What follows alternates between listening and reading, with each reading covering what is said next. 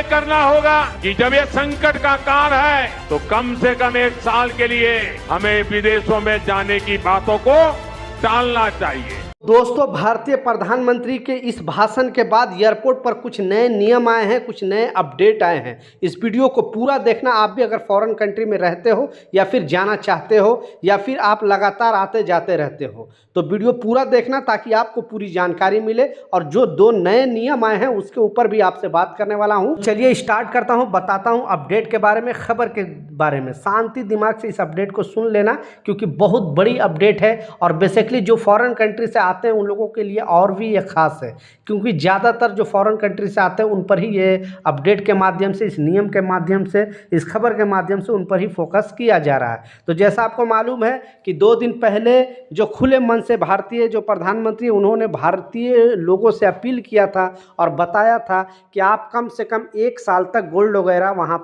यहाँ पे ना खरीदें क्योंकि आप अगर यहाँ से गोल्ड खरीदते हो तो जो है विदेशी मुद्रा बन जाता है। इस वजह से डॉलर के मुकाबले रुपया और कमज़ोर और रुपये को मजबूत करने के लिए यह कदम उठाने के लिए बोला है। और भी बहुत सारे चीज़ उन्होंने खुले मन से बोला था, आप लोग भी शायद न्यूज़ वगैरह में सुना होगा। ये भी बोला था कि 1 साल जब तक ये प्रॉब्लम चलेगा, यानी जो ईरान युद्ध चल रहा है, आपको मालूम है नॉर्मली अभी तो युद्ध विराम चल रहा है लेकिन कब अचानक युद्ध फिर से स्टार्ट हो जाएगा इसका कोई गारंटी नहीं क्योंकि अभी तक कोई समझौता पे ना ईरान हस्ताक्षर किया है ना यूएस हस्ताक्षर किया है। इस वजह से कभी भी लड़ाई फिर से चालू हो सकता है। 10 लाख भारतीयों को वापस बुलाया भी गया है। पार्लियामेंट में खुद इस अपडेट को जारी किया गया था विदेश मंत्रालय द्वारा। कुछ लोग जो कंपनी उनका वीज़ा रिन्यूअल नहीं किया इसके वजह से आ गए, कुछ लोग जो है इमरजेंसी छुट्टी आ गए और कुछ लोग तो ऐसे भी हैं जिनको कंपनी ज़बरदस्ती भेज दिया कि हमारे पास काम नहीं, क्योंकि वहाँ तक मटेरियल नहीं पहुँच रहा है। खाड़ी देश में जैसे Oman, Qatar, Saudi, Bahrain, Dubai, इस जगह पे अभी कंस्ट्रक्शन वगैरह का आपको मालूम है कि ज़्यादातर काम होता है और कंस्ट्रक्शन फील्ड में ही कामगार, जो इंडियन कामगार ज़्यादा वहाँ पे काम करते हैं, जॉब करते हैं। तो वहाँ पे कंस्ट्रक्शन फील्ड वाले को बहुत बुरा हाल है। बहुत सारे कंपनी, इंडियन कंपनी भी है, इसलिए भारतीयों को यहाँ भेज रहे हैं और बहुत सारे लोगों को यहाँ भेजा गया है। तो आंकड़ा दिया गया था विदेश मंत्रालय द्वारा 10 लाख लोगों को यहाँ वापस बुलाया गया है। अब तो बहरहाल ये रह गया, लेकिन जो 2 नियम आए हैं, 2 जो अपडेट है और इस भाषण के बाद, भारतीय प्रधानमंत्री के इस डिसीजन के बाद ये 2 जो नया नियम आए हैं हर किसी को जानना बेहद ज़रूरी है। या आप इस कंट्री से जा रहे हो दूसरी कंट्री में, अभी भी जा रहे हो, उनको माना करने के बाद, क्योंकि बहुत सारे प्रवासी जो छुट्टी आते हैं यहाँ पे अपने फैमिली के साथ 1 महीने, 2 महीने, 3 महीने टाइम स्पेंड करके फिर वापस चले जाते हैं जिस कंट्री में काम करते हैं, या फिर ऐसे लोग हैं जो बाहर कंट्री से यहाँ पे आते हैं। दोनों लोगों के लिए ये नियम है और दोनों को ये नियम जानना बेहद ज़रूरी है। पहला जो नियम है कि बहुत सारे प्रवासी अभी भी वहाँ बाहर कंट्री से गोल्ड लाते ही लाते हैं, आपको पता ही है।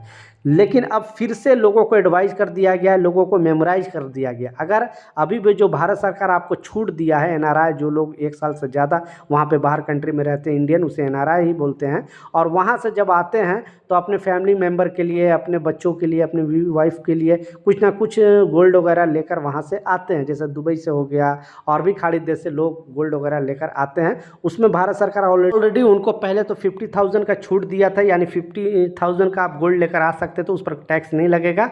बाद में इसे बढ़ाकर 75,000 कर दिया है। अब भारत सरकार ने क्लियरली बताया है कि इस छूट के बाद अगर कोई भी एक्स्ट्रा गोल्ड लाता है और उनका अगर टैक्स नहीं देता है तो बहुत बड़ी प्रॉब्लम में वो फंस सकता है। उनका सारा सामान जब्त करके विदेशी खजाना में, यानी जो देश का खजाना है उसमें डाल दिया जाएगा। और अगर कोई 24 कैरेट का गोल्ड लेकर आते हैं, यानी आप बिगर ज्वेलरी लेकर आते हो और उसमें कोई छूट नहीं है, यानी आप ज्वेलरी फॉर्म में अगर थोड़ा लेकर आते हो तो आपको तो जो भारत सरकार छूट दिया वो तो मिलेगा, लेकिन आप कॉइन लेकर आते हो, बिस्किट गोल्ड का लेकर आते हो, उस पर 1 ग्राम पर भी छूट नहीं है। आपको लाजिम जो है आपको टैक्स देना ही देना है कस्टम ऑफिसर को। तो इसलिए पहले जो हुआ तो हुआ, लेकिन इस तरह का हरकत करोगे तो आपका सामान भी जब्त होगा, जुर्माना भी शायद लगाया जा सकता है, और ज़्यादा विरोध करोगे तो आपको जेल भी जाना पड़ सकता है। इसलिए इस बात का लाजिम ख्याल रखें, अगर आप 24 कैरेट का कोई भी गोल्ड लेकर आते हो तो चुपचाप, और जो भी एयरपोर्ट पर कस्टम डिपार्टमेंट है वहाँ पर जाओ और उसका आप टैक्स पे कर दो, आपको कोई प्रॉब्लम नहीं होगा। आप चोरी से, छुपे से लेकर जाने की कोशिश करोगे तो बुरी तरह फंसोगे। दूसरा जो इम्पोर्टेंट अपडेट है, इस अपडेट में बताया गया है और ये भी गोल्ड से रिलेटेड ही अपडेट है। अगर यहाँ से बहुत सारे प्रवासी अभी भी घूमने जाते हैं, बहुत सारे कंट्रियों में घूमने जाते हैं, तो जो भी यहाँ से ज्वेलरी फॉर्म लेकर जा रहे हो या फिर यूज फॉर्म में लेकर जा रहे हो या कैसे भी यहाँ से बाहर कंट्री लेकर जा रहे हो, फिर वापस अगर उसको लेकर आना है तो पहले जो उसका लिस्ट है, यानी अगर कोई लेडीज से लेकर जा रहा है तो क्या क्या वो जो गहने पहन के जा रहा है उसका लिस्ट है, कस्टम डिपार्टमेंट के पास जाकर आप उसका बिल बना ले, शो कर दे कि हाँ हमने ये चीज़ ज्वेलरी लेकर जा रहा हूँ और फिर मुझे 1 महीने बाद, 2 महीने बाद, 3 महीने बाद वापस आना है, ताकि वापस आने के टाइम आपके साथ कोई रोक टोक ना हो। क्योंकि इस तरह का भी बहुत सारे मामले आते हैं, अगर पकड़े जाने पर वो लोग बोलते हैं कि नहीं हमने तो यहाँ से गोल्ड लेकर गया था और ये हम यूज फॉर्म में लेकर आ रहे हैं। तो अब ऐसा बिल्कुल नहीं चलेगा। अगर ज़्यादा आप गहने वगैरह पहनते हो तो आप ये यहाँ पे यानी इंडियन एयरपोर्ट पर पहले आप कस्टम ऑफिसर के पास जाकर अपना जो गोल्ड है वो डिक्लेयर कर सकते हो, बता सकते हो, उसका बिल वगैरह भी बनवा सकते हो कि हाँ ये चीज़ हमारे पास है, ताकि अदर कंट्री से आने के बाद, दूसरी कंट्री से आने के बाद यहाँ पर आपको किसी तरह का कोई परेशानी ना हो। तो ये 2 नियम आपको मानना बेहद ज़रूरी है, नहीं मानोगे तो भी प्रॉब्लम में फंस सकते हो। तो ये कुछ अपडेट था, कुछ जानकारी था, मैं सोचा आप लोगों के साथ शेयर करूं। मिलता हूं नए अपडेट के साथ, नई जानकारी के साथ। जब तक जय हिंद।